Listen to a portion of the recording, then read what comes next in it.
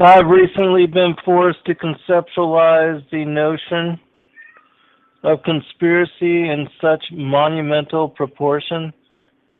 It eclipses in its all-encompassing shadow all other mind-blowing, universe-altering revelations as far as their effectual truth and what they mean for world. And though I am far from resolving its deeply profound riddle as possibility, it has nevertheless shattered my foundational truth when it comes to personal insight into the astronomical mechanics, motion, formulation, structure, and construct of celestial entities comprising both planetary and star system. Having studied astronomy as my science in college, I believe myself to have had better grasp of heavenly motion than most.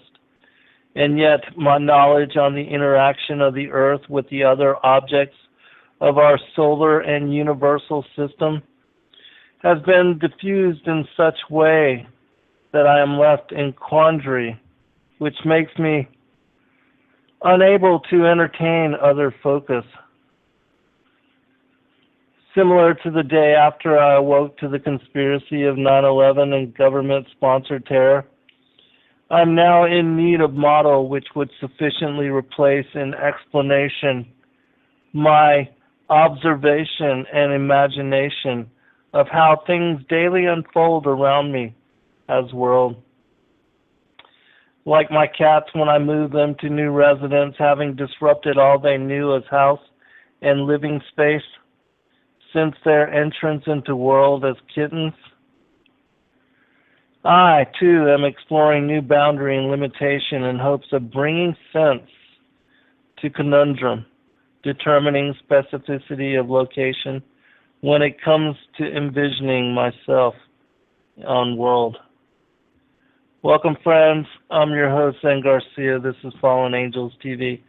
And today I decided to break up the focus on the ancient texts, and I will pick up next week with that one particular text. I can't remember the name of it right now, but on the secrets of Elijah, I believe it's something along those lines. But today I wanted to revisit this particular topic and also to let y'all know that I've been hard at work on something which has connection to this particular topic, and I'm still not going to release the particulars on that, but I'm close to being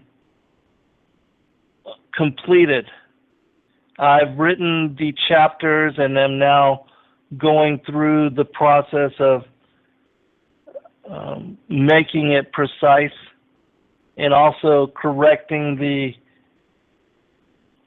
whatever mistakes might be contained within it. And so it won't be long that I share it with you. And when I finally do, you'll understand why I guarded it and could not release it until coming to some point of completion. And you know, this particular topic has been one that has been heavily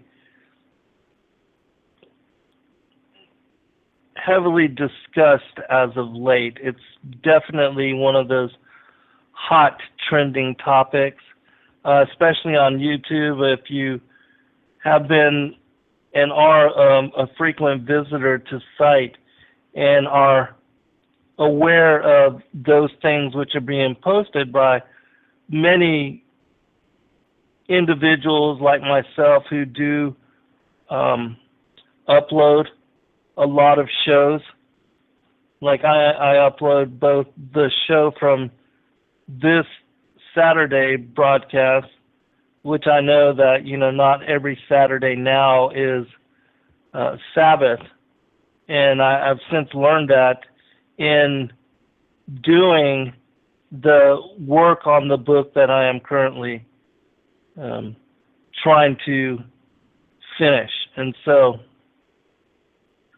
it does have something to do with the flat earth. Watcher Ruth has asked me if that was one of the focuses of the topic, and yes, it indeed is, but it has something to do with a large revelation that was given to me, which has confirmed my study of this particular topic, and now I'm absolutely 100% sure that not only is it biblically, the world model is biblical according to the flat earth as premise, but that the belief, all of our belief in around globular spherical earth, that was totally unwarranted, and that our belief in that as system and as foundational truth is because of our assimilation into the matrix, and that it, when we were children and accepting so many truths which we never knew better to challenge or to question, it led us to most of what we would even come to know and accept as truth, until reaching independence, we have chance to study and to learn differently, which, a lot of people never even reach that particular, as far as that goal or energy, they never reach the place where they are going to challenge things such as this, beliefs such as this. They will always accept and fight to fight the contrary, anything that contradicts what they have been assimilated into believing, and they will hold on vigilantly to such belief without ever even looking into anything which would provide information which could, clarify. They'll just, because so many see it that way, and because science is a supporter of such notion, they'll never even, bother looking into any other possibility. And I have to say that, I certainly was in this camp prior to learning differently. And so soon I will be talking more about, and when I do release this book, there's so much information I'll be able to, talk about 60 shows just on that particular book in itself. But today I'm going to talk about some of the things which led me to come to truth on this particular topic. And it will also give you an idea for some of which, let me state this, I am not writing just another flat earth book, which, so many others, there's many others out there that have written those kinds of books. This has something to do with a specific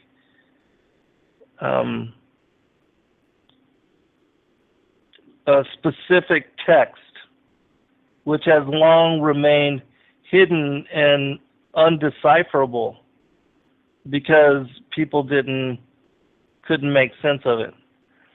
And so I'll just, even with that, I've probably said too much, but I'm to the point now where I'm close to completing, and then, even if people were to revisit what I'm talking about and to study it and to, come to understanding of it in similar fashion, still what comprises the various chapters of my book would be unique.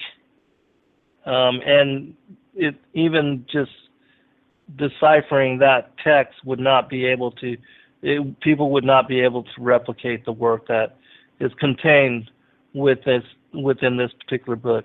And so I don't want to, again, it's not just another flat earth book which cites the science behind why there's no curvature, no measurable curvature, why, you can see lighthouses and cityscapes up to 60 miles out when they're supposed to be so far below the horizon, according to the curvature of the Earth and the formula which establishes, mathematically that particular curvature. It's not anything to do with any of that. There's enough of those kind of books, and I would not want to rehash all that material anyways just to make it my own. I don't have time to do all that. I was already busy with working on 2 other texts, and I was near completion with those books as well. One a poetry book and the other on the War in Heaven, with a bunch of other information about the end of days, the last days, all the extra biblical texts which are linked to that. And so I, have my own particular niche of which I've been working, and this revelation was so huge that I abandoned temporarily work on those projects. And so it won't be long, but just to bring up some of my own discoveries and my own research, which led me to where I am now, and I'm absolutely 100% positive we do not live on a planet which revolves or orbits around the sun, and that the Earth revolving around the sun, that one revolution takes a full year, and so let's start with that. And one has to do with the fact that Polaris, which is a fixed star and has no motion at all, that this particular star replicates the North Pole on what is the circular flat Earth plane. And if you read the description of this particular show, I wasn't able to, elaborate in full on the explanation that I wrote as commentary to somebody that had, had left comment on one of the YouTube videos, and I'll actually pull that up so that I can share that with you in full. And that would be a good way to set the foundation for this, again, because so many people always, especially, Bible-believing Christians, when they challenge the notion of the flat earth, they immediately go to Isaiah chapter 40, verse 22, which talks about the circle of the earth, and how, they think that this one particular passage is reason enough to never look into this as premise. And so let me pull up that passage first. Excuse me, I should have had all this ready, but I've been busy working on that particular text, and so it won't take me but a second to pull this up. But again, just to give you explanation for it, when you look up, use the Strong's Concordance, which I think is a wonderful way to gain further insight into what certain scriptures and biblical passages are referring to, because the English translations will sometimes have 11 different definitions or words that are used for the same Hebrew word. And so it can get confusing if you do not look further into the background of the particular word and why it was chosen. Okay, here it is.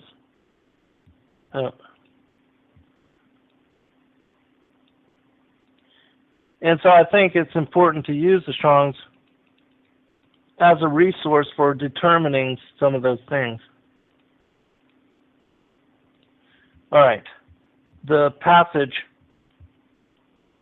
from Isaiah 40, verse 22 is, "It is he that sitteth upon the circle of the earth, and the inhabitants thereof are as grasshoppers, that stretcheth out the heavens as a curtain, and spreadeth them out as a tent to dwell in."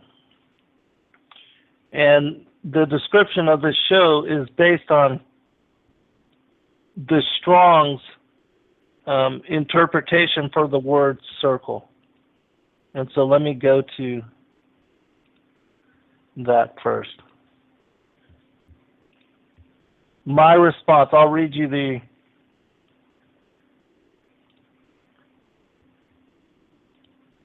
I'm not going to name the individual, but he said this: "I'm not sure if you're aware, but Isaiah 40 says the earth is a circle."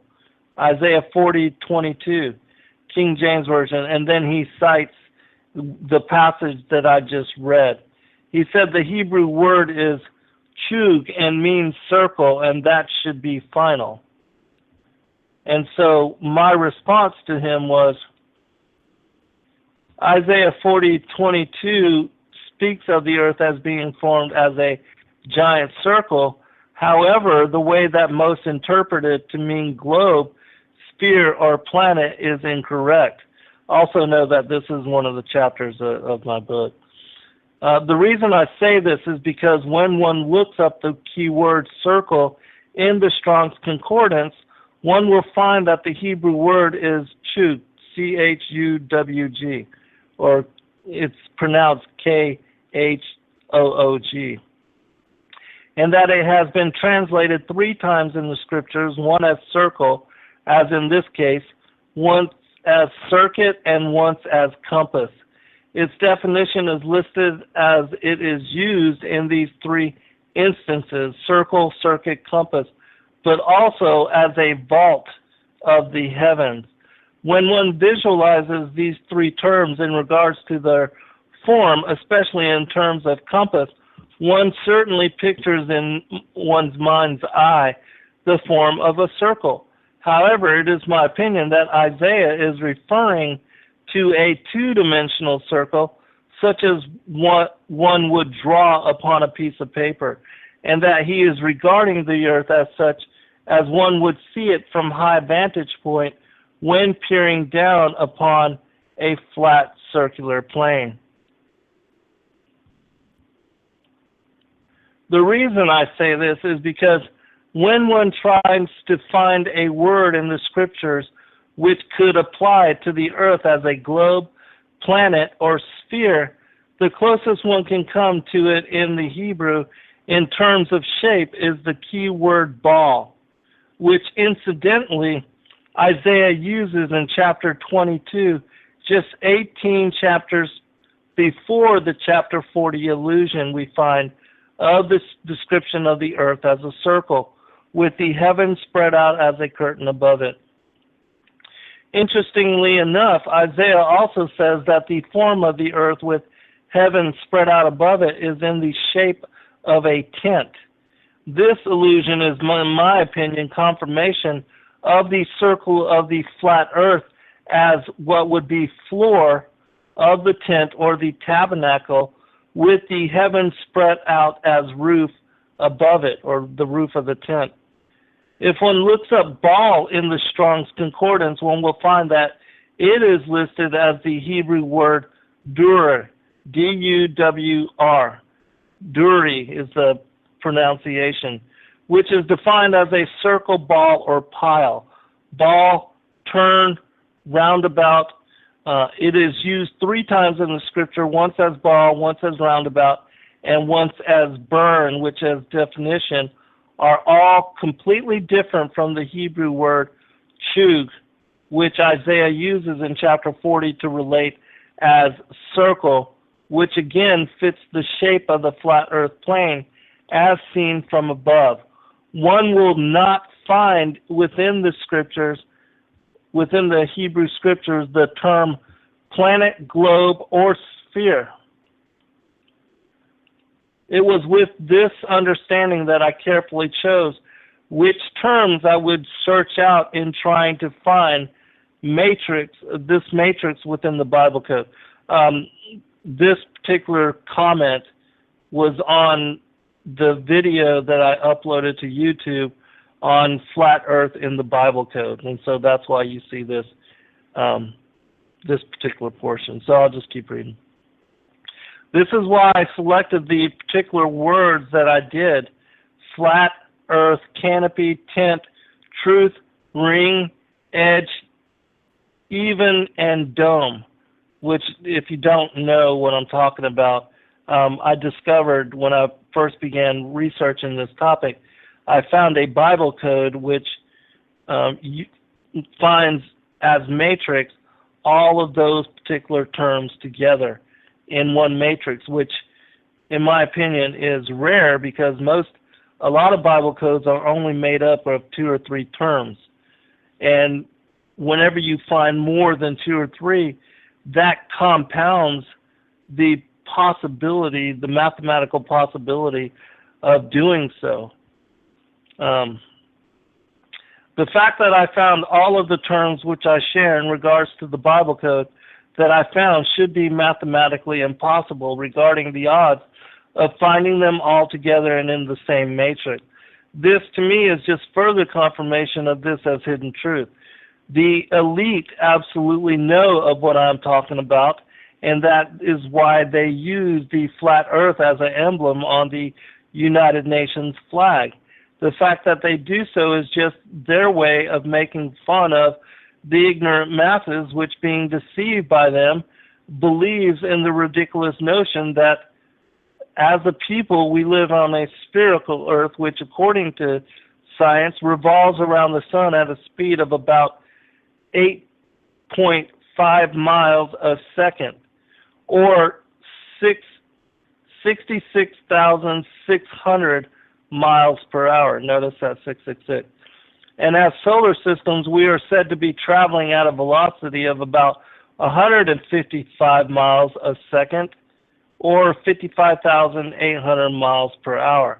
If you thought those speeds were mind-blowing when considering on certain days one can stand outside with not even a ruffle of wind to rustle one's hair, consider their claim that the Milky Way as galaxy is spinning through the universe at 372.823 miles a second, or about 1.34 thousand miles per hour. Final paragraph. Does not the supposed speed of the Earth around the Sun at 66,600 miles per hour not pique your interest and denote the sinister nature of the forces aligned against the flat Earth as revelation, or is the fact that 666 is part of that number just mere coincidence? I think not. And so that, again, establishes the foundation for why I believe Isaiah chapter 40, verse 22 is speaking of a two-dimensional circle as one would see, as one would draw on a piece of paper or as one would see from above. And again, this, the fact that the Isaiah sees it like this, and the fact that there's no way you can't measure curvature. You just can't. And there's been many scientific experiments to try to measure out the curvature, they say verifies that we live on a spherical a planet or a ball or a globe, which again are terms you cannot find within the Hebrew Scriptures. And why would Isaiah describe the earth as a circle and not a ball when he used the term ball in a passage just 18 chapters before? It doesn't make sense. And so when one looks at, and again, I'm not going to try to relay all of the science out there which confirms that there's no curvature, as well as the many videos of weather balloons going up into the sky that show the horizon as completely flat, and the people that climb Mount Everest and look out at the world in all directions, the horizon remains flat in every direction. And if there was curvature, when you see a cityscape, a far-off cityscape, the buildings should be leaning away from you as a measure, of that curvature, instead of standing straight up and down, which again is my opinion that there is no curvature to be measured or to be found. The other thing, as far as curvature, and this experiment was just recently done by a guy named Jeranism on YouTube. They took a laser pointer and basically shot it from one shore in California across the bay to another portion of land across the way, and it was at a distance.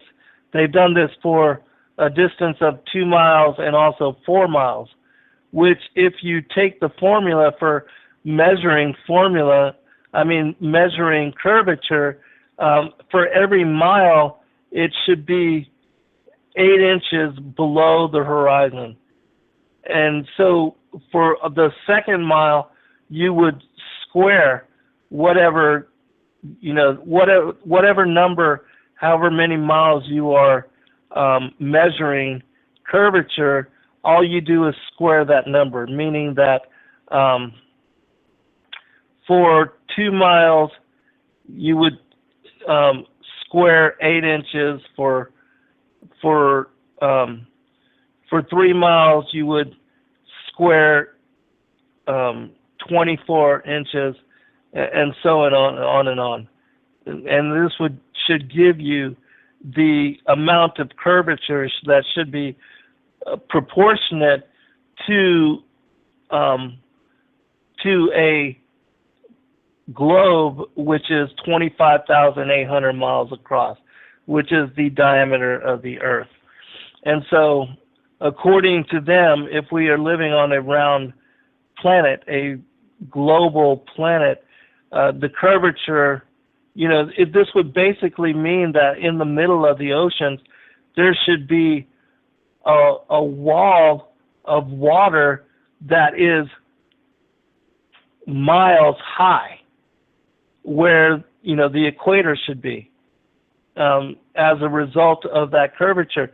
But never, in the history of maritime travel, no boat has ever spoken about seeing such a huge wall of water unless it's a tsunami or having to climb one. And as far as flights, when you trying to measure or determine curvature when you're in a plane, if we are indeed living on a spherical planet, when a pilot is traveling towards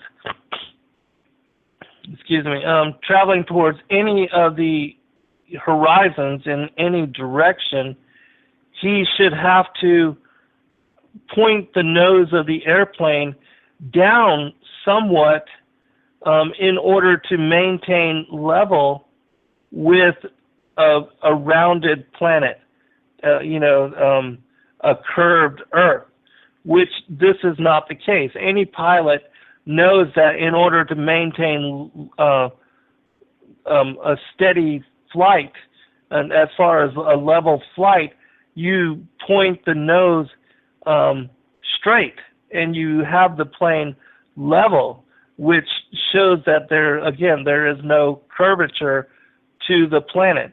And whenever you look out at the horizon, wherever you are, like if you're on the Pacific Rim and you look out from the coast out and to the Pacific Ocean, which is just absolutely a breathtaking scene, and you watch the sun set on the ocean, you see the horizon all the way out, perfectly level and perfectly flat.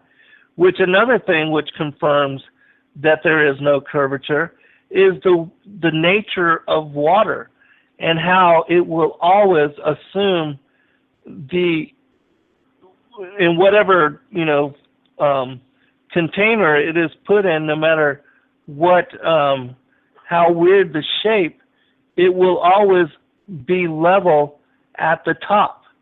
And the nature of water is to assume this level uniformity.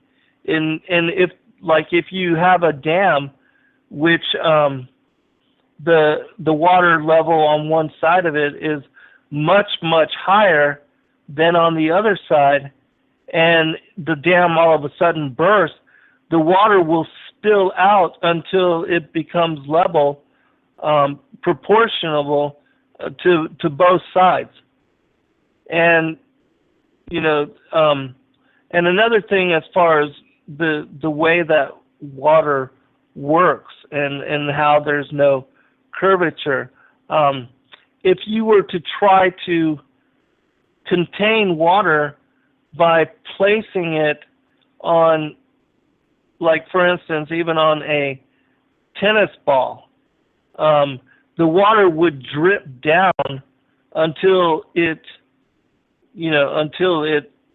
hits the ground, no matter how you turn that particular tennis ball. There's no way that it can be held, even if we are supposedly, the gravitational forces, which science says is the reason behind the planet being able to hold the oceans in all directions, and also why people that are living in the southern latitudes, like at the bottom of like for instance Australia, and how it is that they're able to be held to the ground when they are upside down and should be falling into space, that this gravity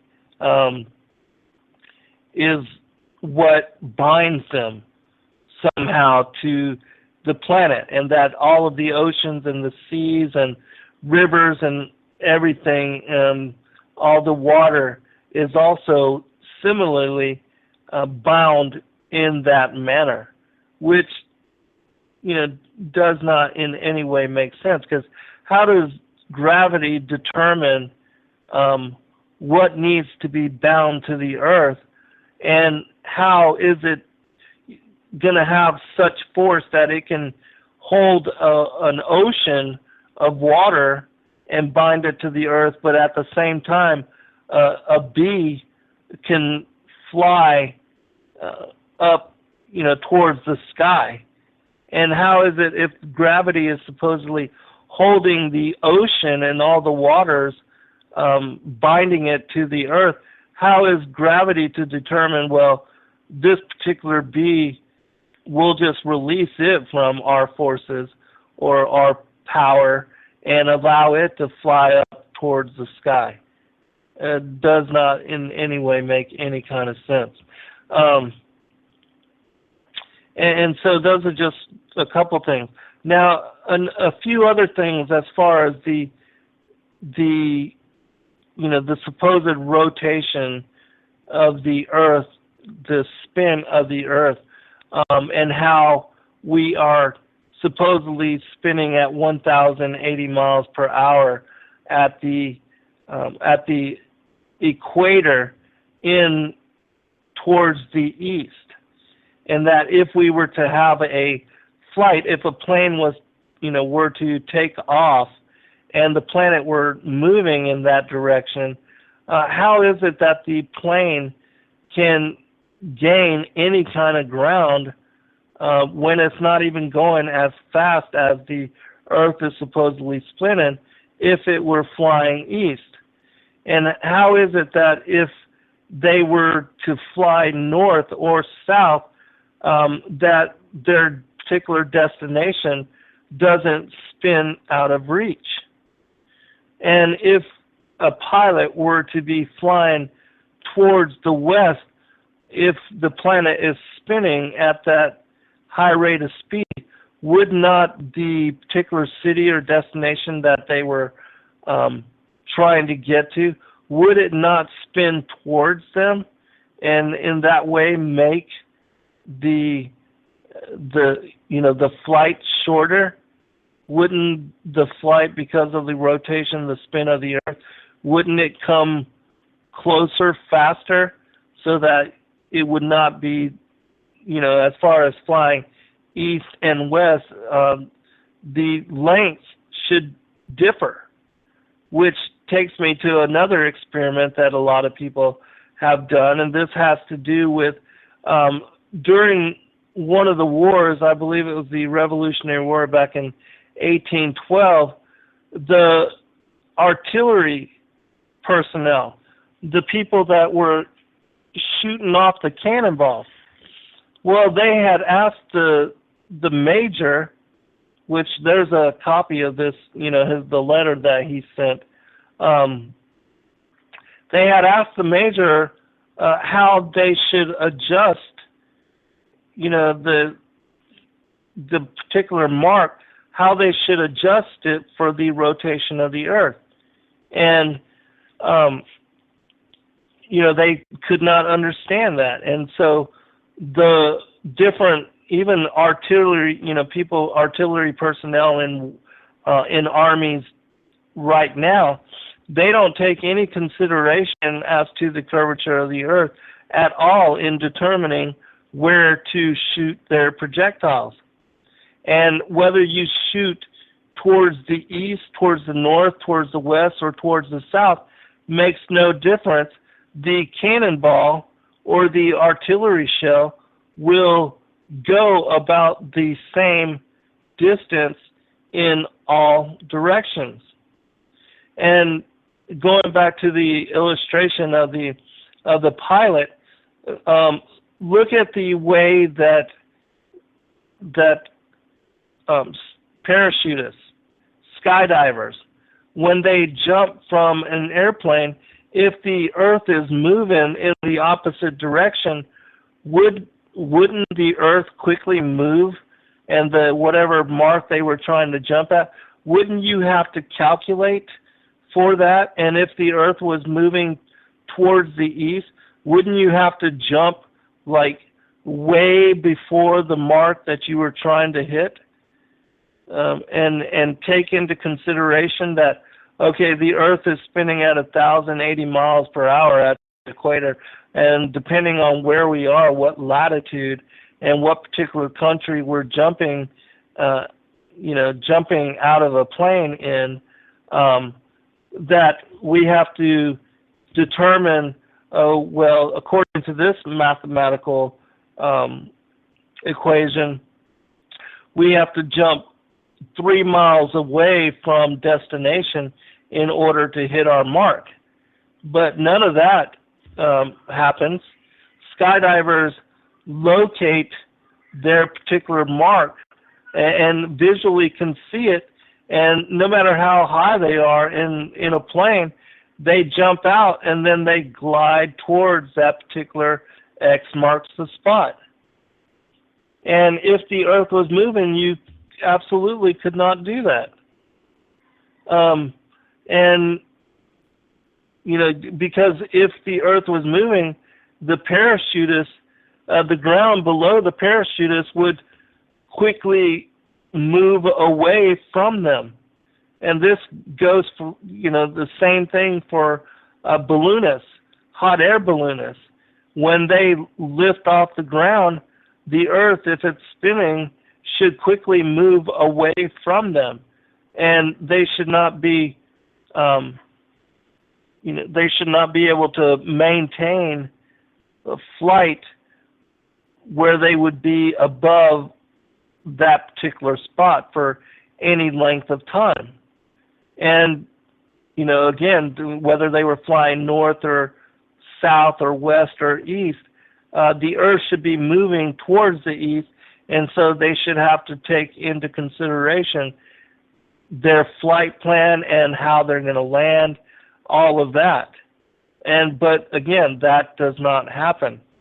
And we all know you can go outside on a day, on some days where there's absolutely no wind, which is a feat that should not be possible if we're on a planet spinning at 1,080 miles an hour. In fact, if we were rotating at that kind of speed, just imagine when you are driving down the road and you stick your arm out of your window, how much the wind pushes against your arm. And so if we were dealing with that kind of wind speed, it would shear your arm directly off, especially if you were driving towards the west, or like using train as transportation. There's no way you could, as they do in Hollywood, run on the top of a train, or jump from one car to another. That would never be possible. And so those are things to kind of think about. Link is asking, so do you think the Earth is stationary and suspended? I absolutely believe the Earth is stationary. It does not move. And, proof of that is that you can shoot a cannonball in all directions, and it will basically go the same distance no matter which direction you shoot it in. And also that no matter which direction a parachutist jumps from a plane, that the Earth is not moving beneath his feet.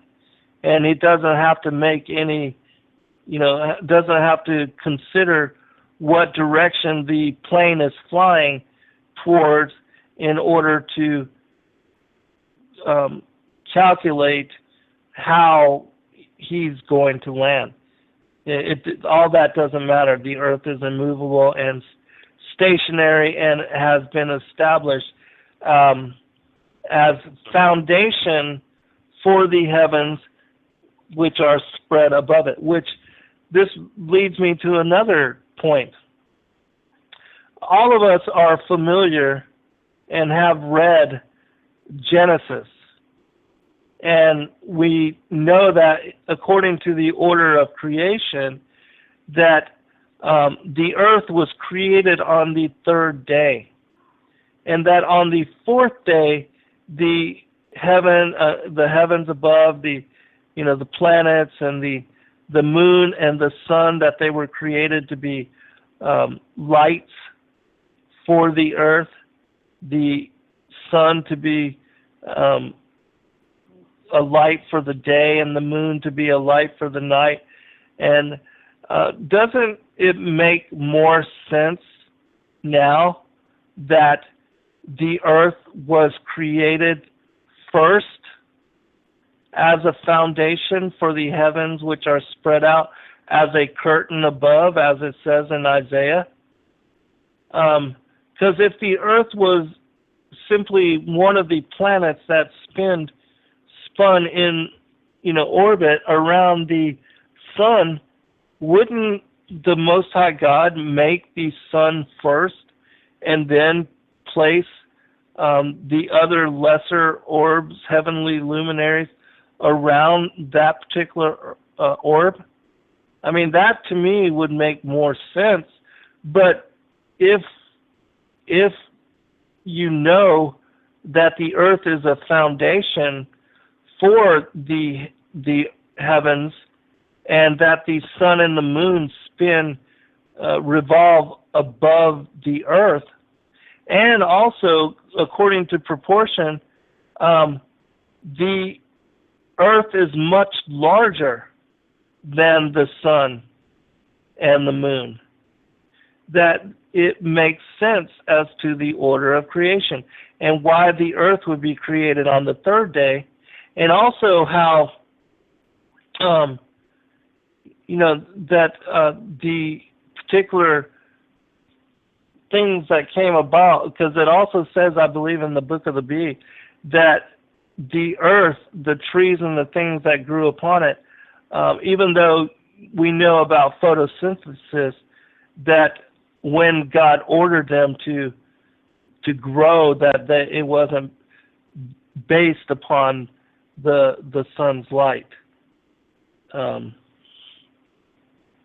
And so those are some of the things as far as the biblical account that this seems to clarify and make more sense as to why, again, the earth was created first as foundation, and how the other particular pieces were spread above it. Also, when talking about the curvature and how you're not able to calculate curvature, all of us know about being able to see cityscapes.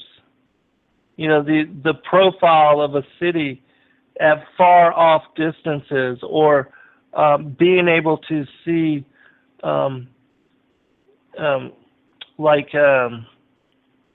lighthouses, and also bridges. Bridges that scale a long portion of land, that jump over particular pieces of, like the San Francisco Bridge, scaling, covering, and going across the Bay Area. When railroads and also bridges, when they are built, people have in no way do they take into consideration the curvature of the earth. Even with recently there was the world's longest bridge was built in China, and it covers, I don't even remember how many different miles, but the people, the conductors, the contractors, the people that construct those particular bridges and also the railway systems, ask them if they build into and calculate into their blueprints any curvature at all, and they'll tell you absolutely not. That it's already difficult for them to be able to build a blueprint and to construct a railroad or a bridge according to that blueprint without any curvature, built into it or calculated or formulated. That there is no curvature determined in those particular blueprints, and that doesn't matter how many miles the railroad, it could be from the east coast of the United States all the way to the west coast of the United States, covering over 4,000 miles, and there's not a bit of curvature included into those calculations. And that no matter how large the bridge is and how big of a span it is that it covers and goes across. There's no curvature established to those particular bridges. Which also brings me to another, when I was reading about the lack of curvature being included in, the calculation of railroads, there's a quote from one of these contractors talking about how if there were curvature, that how would a train be able to, because at some point, if there is curvature, it's going to have to go uphill. It's going to have to, just like we were talking about with if there's curvature in the middle of the ocean, there's a wave somewhere out there near the equator that is miles high. It's the same thing for a railroad line that is stretched over thousands of miles. At some point in the particular track, there would have to be a point where the particular locomotive and all of the cars that it is pulling, it would have to go up this particular, curvature and then come down the other side. And that they would have to go in slow, they would have to build out that curvature maybe 1 inch. Who knows how you would even figure out how to do that in order to keep travel on a locomotive, on a train, safe. That would complicate matters just that much more. And so those are just a few things which should let you know that we do not live on a round earth as is spoken about by science. Here's another thing as far as, if the earth is spinning around the sun, the way that Polaris, as the fixed star, that it serves as the point during the celestial night for which all of the other constellations and all of the other stars will rotate around. Like the individuals that are able to take time-lapse photographs and then putting together a series of these time-lapse photographs, they can show during the course of an entire night how all of the stars move around in circles around Polaris, just like the sun and the moon move around the North Pole as the center of the flat Earth plane. How is it if we are spinning around the sun and every 3 months there should be enough difference as far as the parallax, which if you don't know what parallax just means our field of vision, our line of sight. And our line of sight doesn't matter where you are on the earth. If you live in the same place over the course of a year, the constellations that you are able to see during the night, they should change slightly every day. And in 3 months, having gone, 90 degrees to a different position around the sun, we should be seeing a completely different set of stars and constellations during the night.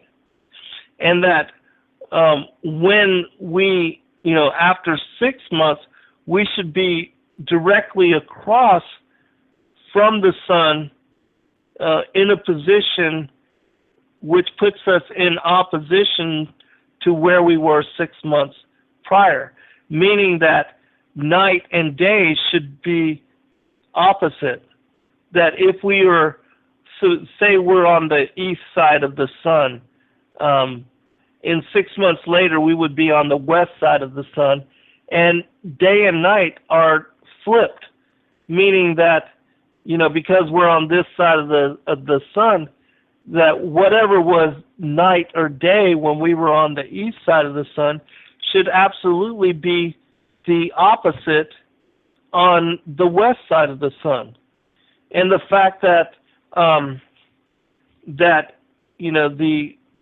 the hours of day and night only differ by 1 hour according to daylight savings time in a year should let you know that there's no way that we could be spinning around the sun, because in 6 months we would be on the opposite side of the sun, and the hours that comprise night and day on the other side of it should be flip-flopped. And so this also goes to the way that we see the phases of the moon. Because remember, and I'll answer your question here in just a second, Lee, the phases of the moon and also Polaris as the fixed star, they have remained in the same position for thousands of years. Thousands of years. And the fact that Polaris has been the fixed star, and because of its being fixed, it has been used by navigators for thousands of years as a way to determine direction during night when they are not able to see the sun, or where the sun rises from, or where the sun is setting.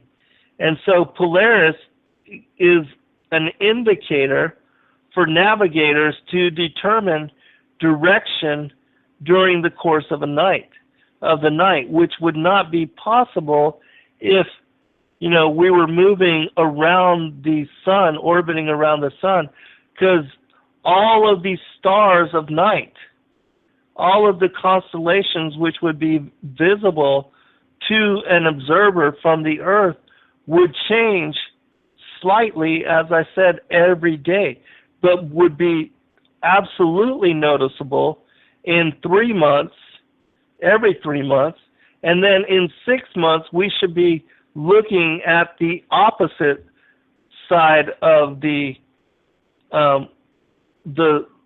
celestial night, and we should be looking at different stars and different constellations. And so this, the fact that we don't, and the fact that Polaris has remained as the fixed star, as a star which, they could determine night and navigate by for thousands of years, is also confirmation that the Earth is unmoving, and that it's the heavenly luminaries, the stars and the constellations which rotate around Polaris, and also that the sun and the moon are what spin above the Earth. And in relation to the moon, all of the phases of the moon, if we were spinning around the sun, the phases of the moon would also get discombobulated after even a month's time, and would be so thrown off so proportionately that there's no way we would be able to determine when, for instance, God's calendar is based upon the phases of the moon, as I've been explaining about Sabbath. And if we were spinning and the Earth was spinning the moon was spinning with the Earth, and the Earth was spinning around the sun, if, as science says, the reflection of the sun's light off of the moon is what creates the different phases, well, those phases would absolutely be different according to the cycle, the orbit of the Earth around the sun. So much so that there would be no way that the phases of the moon would remain rigid and similar from month to month. And especially not after 6 months' time or 9 months' time. It should be because of our parallax, our line of sight of the heavens, and what we should be able to observe as a viewer from the Earth. All of that should shift, so much so that we see, again, different stars and different constellations according to, to our where we are in relation to our orbit, our revolution around the sun. Welcome, Matthew. Good to see you, brother. All right, let me go back to what Link was asking about. Link asked, what would be the point of keeping this truth from the masses? And that's a really good question. And that's one that I'm still pondering. But I think it has to do with the elite's worship of Lucifer as the light bearer and how he represents the sun god. And it also has, in my opinion, to do with how belief in the solar system and belief in the sun as the foremost and principal entity of such solar system, how it diminishes the focal point, the focus being on the Earth. And that it also, creates, as science tries to convey, the possibility that Earth is not special in any way, but that there are many Earths, such Earths out there, and all of that is determined by random chance.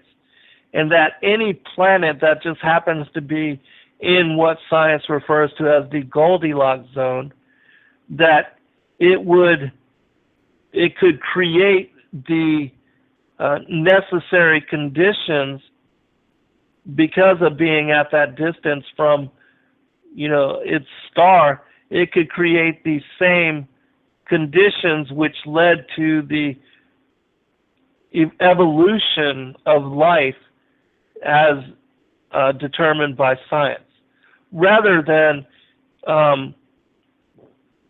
that the Earth was created as a special place by the Most High God, and as so is uniquely different than all of the other planets, so-called planets out there in the universe, and that humanity, being a creature that has somehow evolved of life here on this planet, that we were not created by intelligent design as was the rest of creation, but that we just came about as random, perchance, that everything just happened to happen the way that it was, and luckily life evolved, and that led to, our evolution from whatever monkey they say that we are evolved from.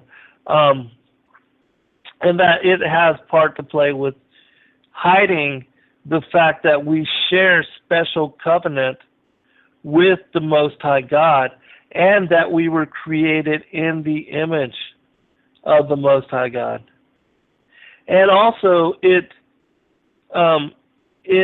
for those people that believe in the Bible and the prophetic nature and the divinely inspired nature of the gospel, it diminishes that certainty. It diminishes the profundity of that declaration. And they can hide. They could hide the fact that the earth and all of the creatures, including us, that we were all created by the Most High God. And so that has a lot to do with why I think that they have been and are continuing to hide the flat earth as model for world. Now, also know that the elites know and hold this knowledge as a cult secret. And the reason I say this is because Albert Pike, he stated in a letter to Giuseppe Mazzini, the founder of the Italian Mafia, he talked about his having received a vision of Freemasons and the Mafia's need to foment 3 global wars as pretext for bringing the world into a one world order and as means to establish world government, which, after the First World War, they failed with the League of Nations. But after the Second World War, the United Nations was established as the seat of this world government. And the United Nations, on December 7th, 1946, released as its official colors and as the organizational flag of it as, let me pull up.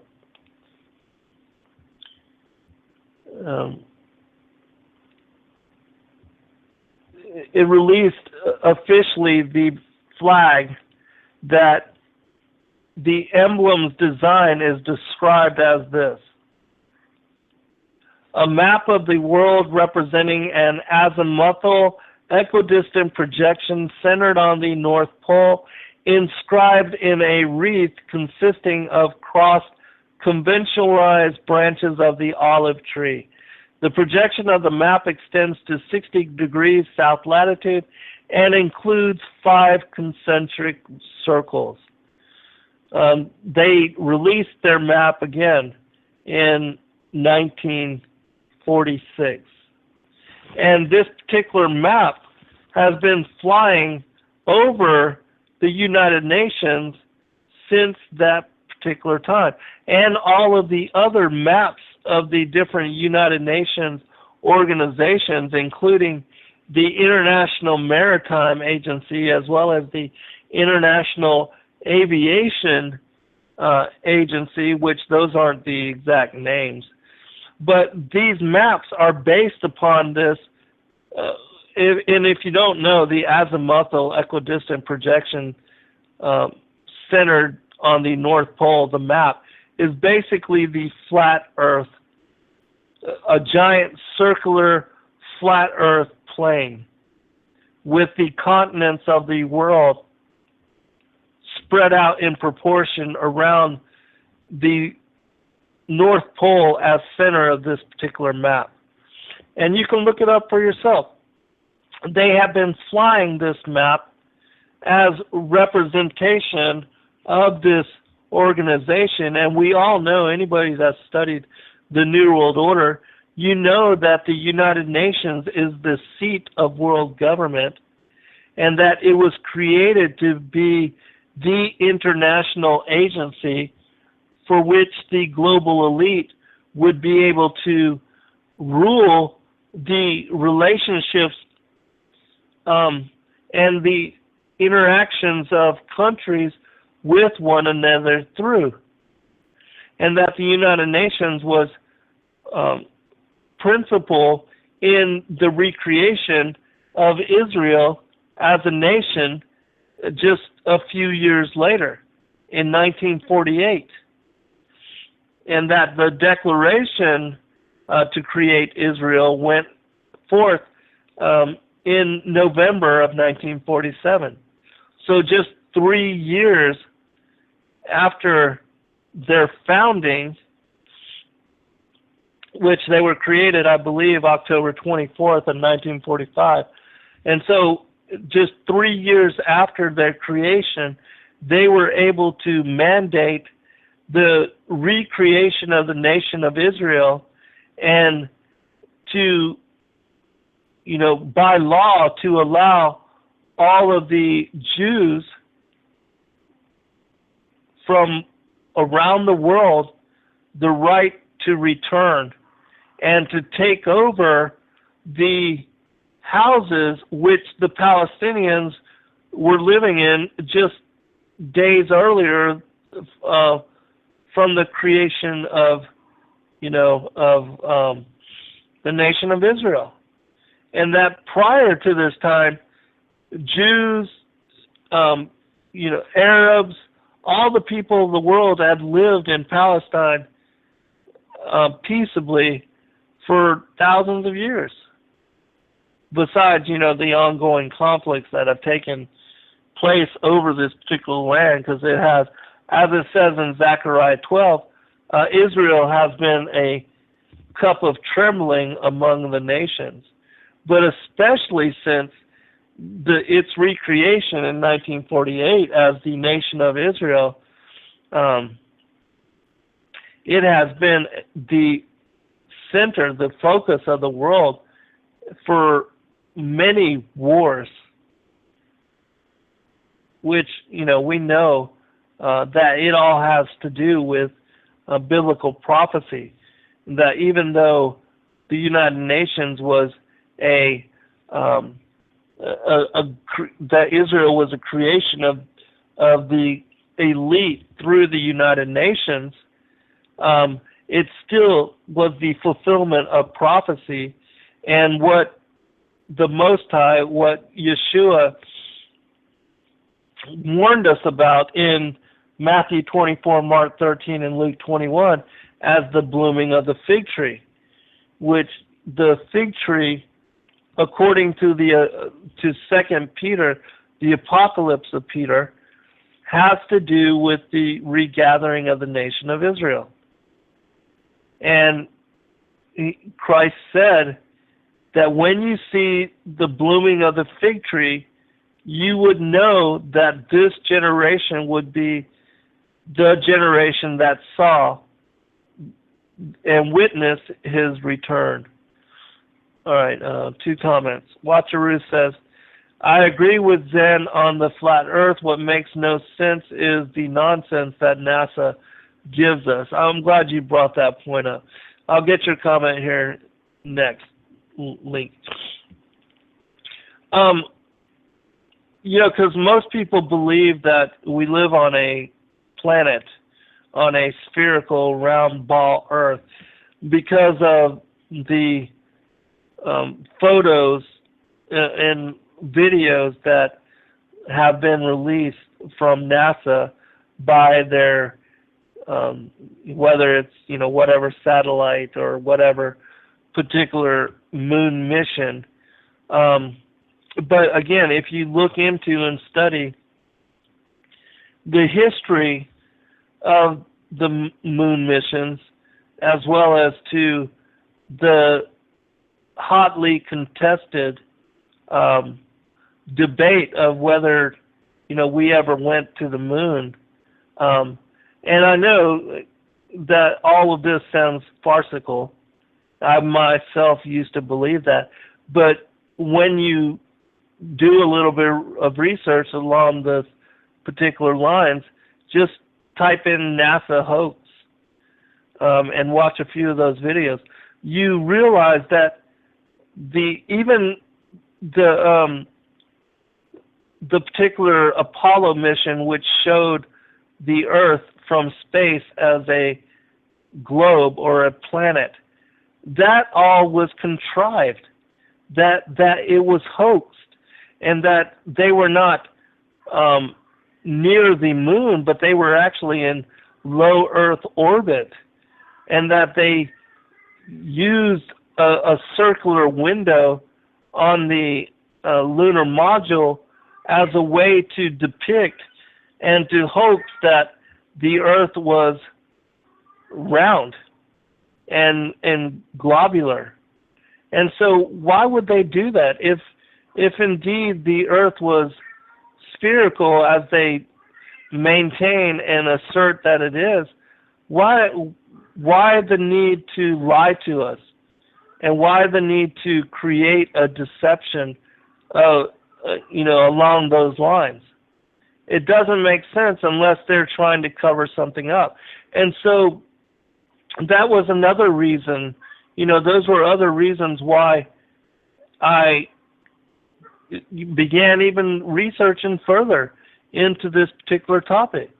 Also, with the International Space Station and those things which are also linked to NASA, including satellites, all of that has been faked as well, and has been hoaxed. And so why the need to do that, unless you were trying to cover up something, and unless you were trying to project the belief in something or another, which was contrary to truth. It just does not make sense. And the extent to which NASA will go in order to contrive belief in the global Earth is just, it's almost laughable when you really begin to do some research on it. And even to the point where this is real funny, but they have an image of the lunar module landing on the moon for the first time, which, how hilarious.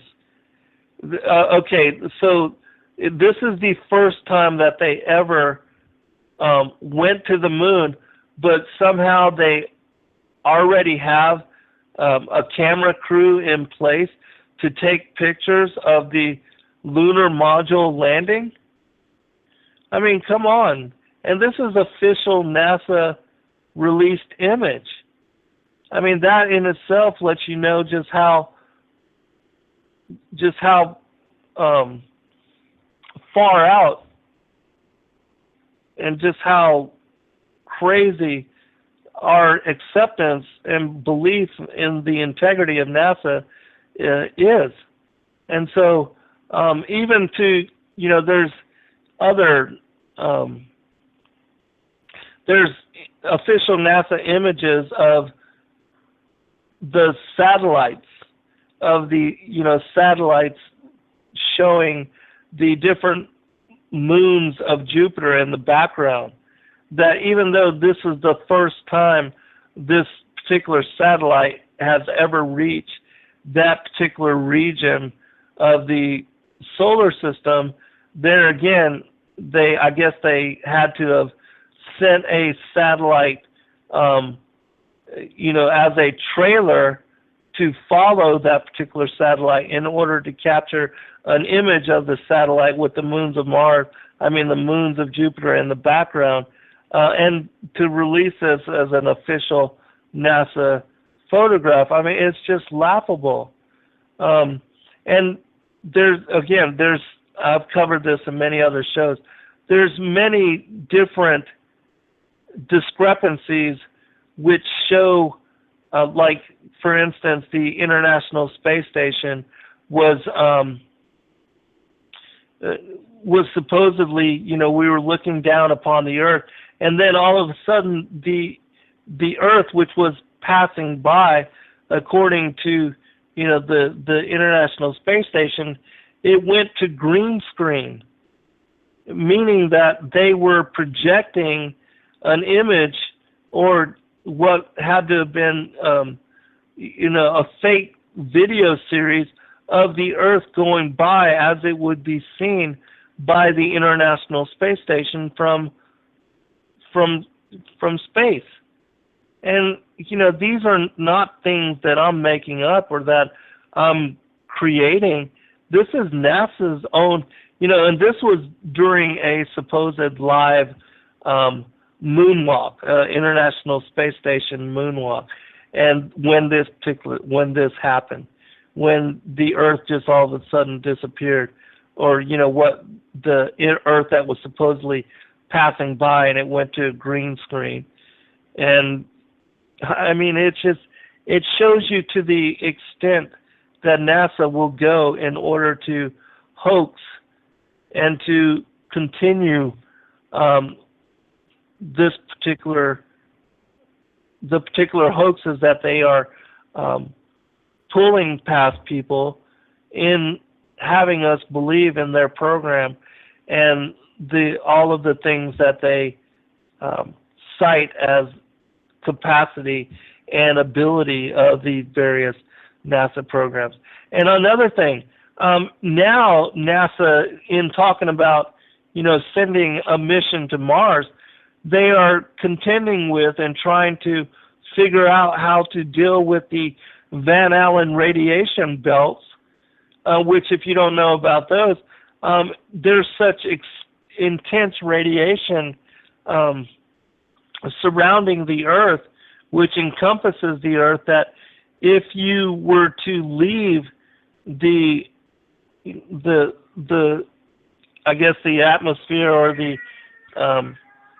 the Earth and to go past a certain point out in space, you would be fried by the radiation of these Van Allen radiation belts.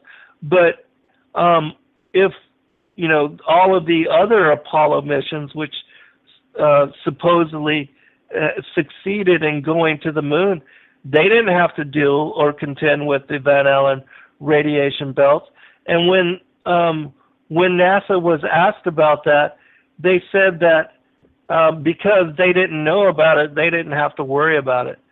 But now that they know about it, they have to take this into consideration when, creating a mission which will go past these particular belts, which lets you know again it's all contrived, and that the previous Apollo moon missions could not have ever happened, especially with the kind of technology that was available then, because none of the astronauts would have been able to manage even getting through these radiation belts, because it would have killed them, it would have fried them, much less to return to the Earth, passing through them once again.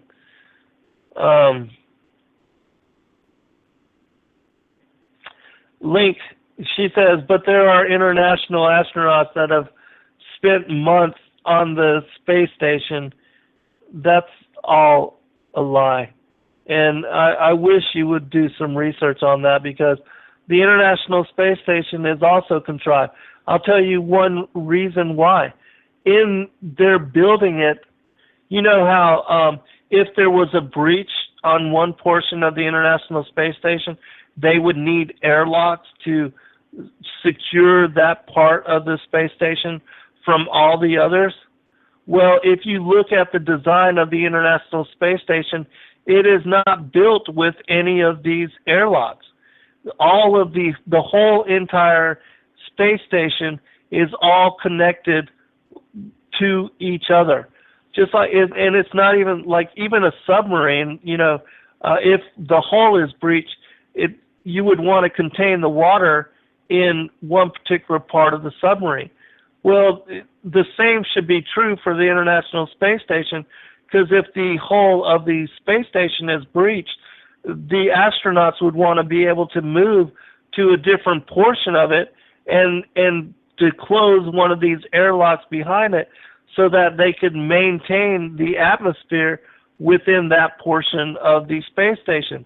But these things are not taken into consideration and not built into the schematics of the space station, which again is another reason why all of that is contrived. Yeah, I know they take their photo ops and they speak to school kids, but all of that is done on zero gravity G-force planes. Look that up. I've posted on the Fallen Angels TV website videos of which expound upon exactly what you're talking about.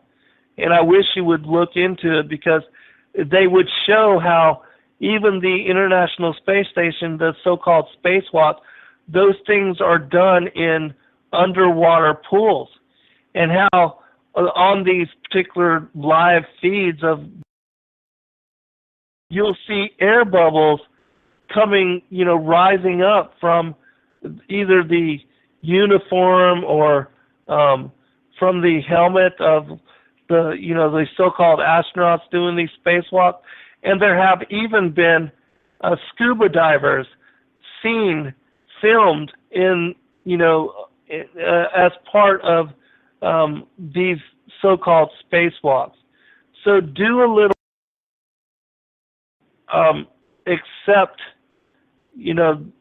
all of that as truth, because there's so much, again, and it goes back to, why would they have to contrive it? Why would they have to lie about it? And if they are lying about it, how in any way can it be accounted as true? How do they deserve any integrity? And how can we believe anything that they say? We can't, and that is the truth of it. God bless all. Good night. We'll pick up next week with the secret book of Elijah.